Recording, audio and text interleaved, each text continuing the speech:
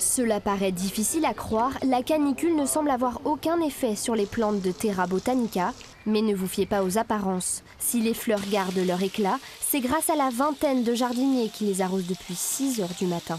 Certaines plantes sont arrosées automatiquement, d'autres à la main avec la plus grande précaution. Alors principalement, on essaye de ne pas mouiller le feuillage pour éviter les brûlures que peut causer l'effet loupe des gouttes sur les feuilles.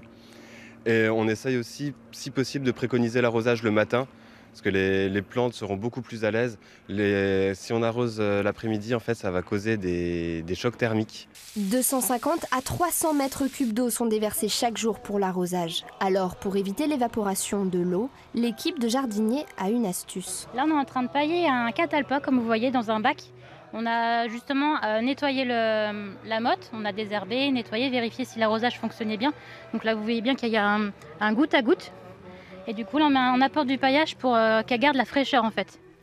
Avec 10 étés d'expérience au parc, les jardiniers ne craignent plus la fanaison des plantes. Pour eux, même si les chaleurs sont élevées, c'est tous les ans pareil.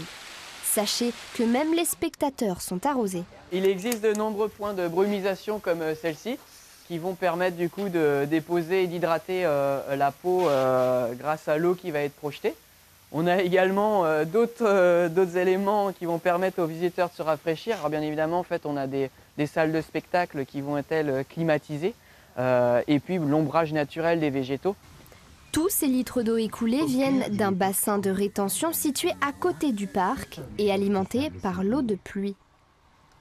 Et ces astuces de professionnels, vous pouvez les appliquer chez vous, sur un balcon, comme dans un jardin.